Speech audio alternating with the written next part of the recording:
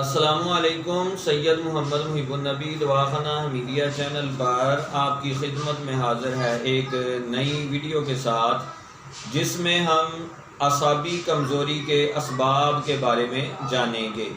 کسی دور میں اعصابی کمزوری ادھیڑ عمر اور بوڑھے افراد کے مرض کے طور پر جانی جاتی تھی، لیکن موجودہ دور میں یہ بیماری نہ صرف جوانوں میں بلکہ بچوں میں بھی بکثرت دیکھنے میں آ رہی ہے۔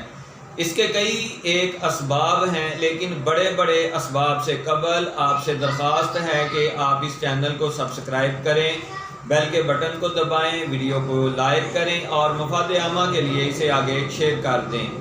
اگر ہم یہ کہیں کہ اعصابی کمزوری دماغی کمزوری کی ترقی یافتہ صورت ہے تو یہ بالکل بھی بے جانا ہوگا۔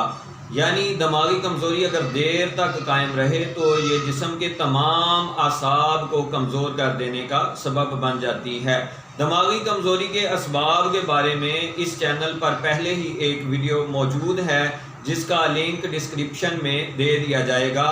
اگر اس ویڈیو کو دیکھ لیا جائے تو یہ فائدے سے بالکل بھی خالی نہ ہوگا۔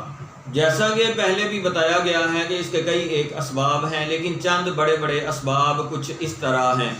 کسی چوٹ وغیرہ کی صورت میں خون کا بہت زیادہ خارج ہو جانا، نظام ہضم کا عرصہ دراز سے خراب رہنا، غذا کا مناسب نہ ہونا یعنی غذا کا غیر متوازن ہونا، بہت زیادہ دماغی یا جسمانی مشقت کا ہونا اور نیند کا پورا نہ ہونا، وظیفہ زوجیت یعنی ملاپ کی کثرت کرنا، بہت ہی زیادہ رنج و غم کرنا، بہت ہی زیادہ سوچ و فکر میں رہنا اور موبائل کا بہت زیادہ استعمال کرنا۔